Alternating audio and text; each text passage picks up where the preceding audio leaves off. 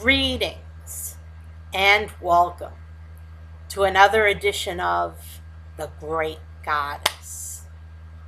Praise be to Goddess. Praise be to Goddess. Well, here it is, another Wednesday, and today we have for you the topic of the YouTube shooting. And let's see if we can find the name of the shooter.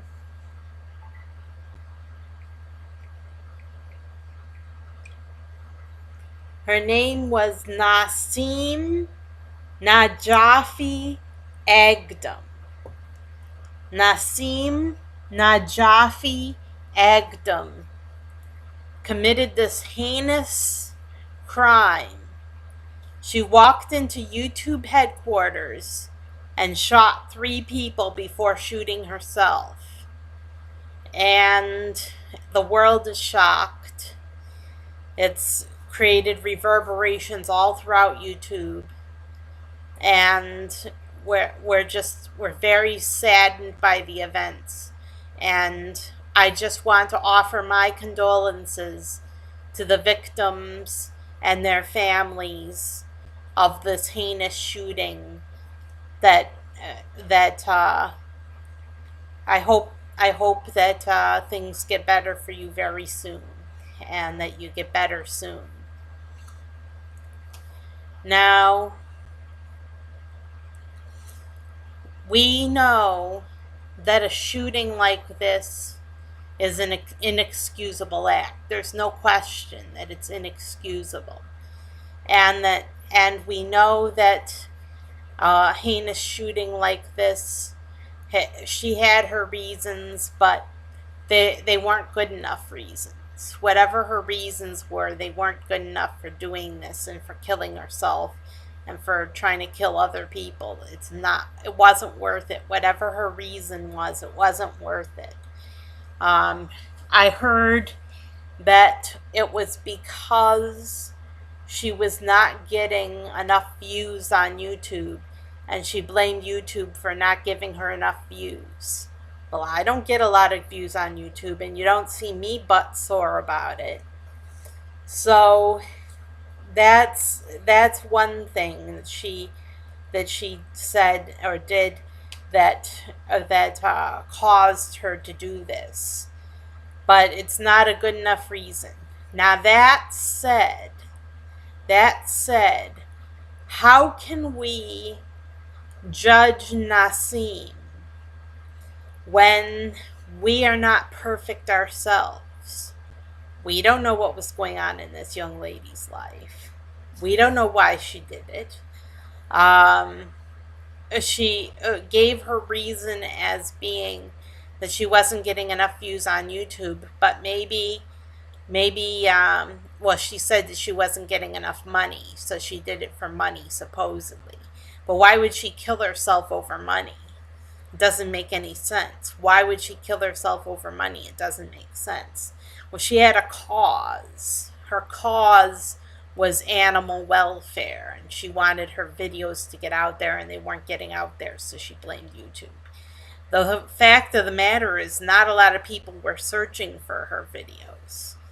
So that's one of the reasons why. So there's no excuse. But that said, how can we judge her? How can we judge her when we're not perfect ourselves? I'll give you an example.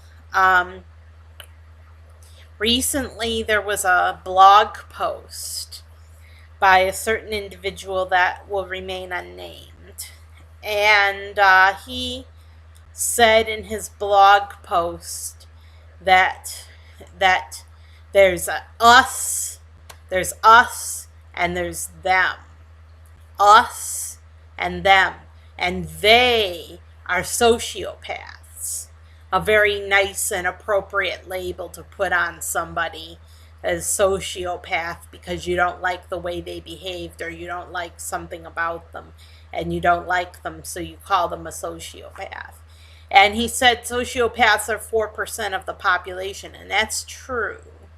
That's true that sociopaths are 4% of the population.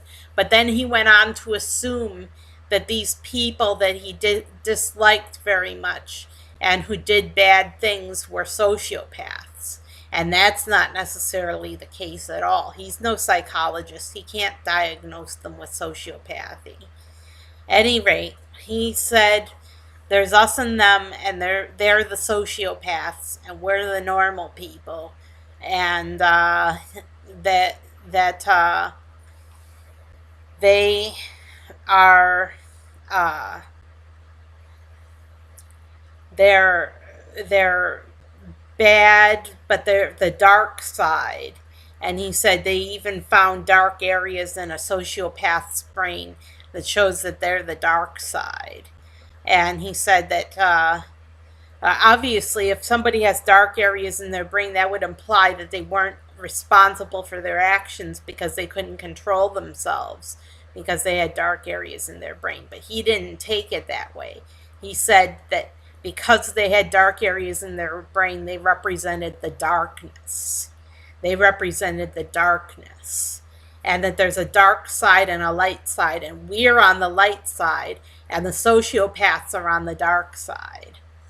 And so this was his explanation for darkness in our world.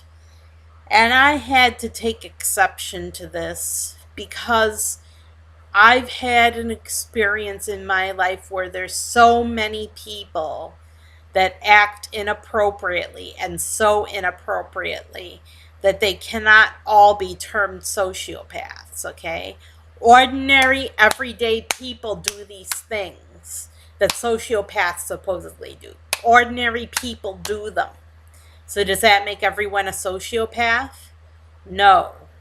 Everyone is not a sociopath, but a lot of people do these bad things, okay? A lot of people do these bad things. In fact,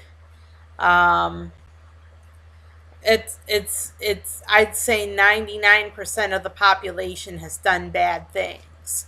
Even I've done some bad things. So if you're going to look at the whole population and judge them, then you're not going to be able to label them sociopaths because they're normal. That's the norm. The norm is to be bad, okay? The norm is to be evil. And it's not it. I've seen so much inappropriate behavior from supposedly normal people, and they weren't sociopaths at all. They were totally normal, and they were just jerks, okay? They're just jerks. So what do we take away from this? That a good man is hard to find. A good man is rare. So what I did is I wrote back to this man. I posted on his blog, and I said, there is no us or them. There is no us or them. Everyone has a dark side and a light side. Everyone, no exceptions. And while everybody has a dark side and a light side, and no exceptions, a lot of supposedly good people have done evil things, and they've rejected people, and they've failed to do good where they could have done good, where they could have made a difference. They didn't do anything. They stayed silent. They gossiped and whispered. And they're not sociopaths. They're just being their old evil selves. That's what people do. People do evil things. Okay? And they're not sociopaths just because they do evil things. Now, I perceived immediately that he was not talking about real sociopaths, that he was using sociopath as a label for anyone that you don't want to denigrate. So I said to him, there is no us or them. The darkness is within. And this is so true. The darkness is within us. The darkness is within and without. The darkness is within. How often is it true that the evil that we perceive in other people lies in ourselves, that we perceive evil in others, but the evil lies within ourselves that we perceive in others. And so if we didn't have evil in us, we would not perceive evil in others. We wouldn't see them as goodness and light, but we wouldn't perceive them as evil either.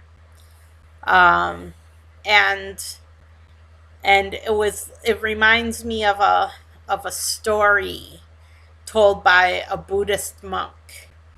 One time there was a Buddhist monk, and some ruffians came up and roughed him up and beat him as hard as they could with a stick. And then his brother Buddhist monks came in and were nursing him and caring for him. And they said, "Did you see your attacker? Do you know who did it?" And he said, "The person that attacked me is now giving me water and caring for me." So he perceived them as no different than his attacker. He perceived them as being the same. And this is a salient point to make, because everyone has a dark side. Everyone, no exceptions. And we can't judge others completely unless we are inside their heads and know what's going on inside their heads. Maybe the woman was severely depressed. Maybe she had a personality disorder or some other disorder that caused her to do this. We don't know. We just don't know. But what we do know is that people do bad things, and that this woman was no exception to the rule that people do bad things.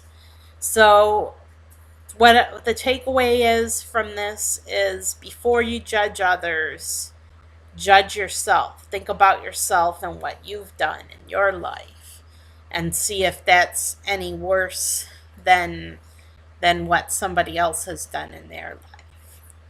I'm Sarah Jane Alpha Wolf, signing off. Have a great week. And the Festival of the Mother is in May, so that's of 6 weeks away approximately.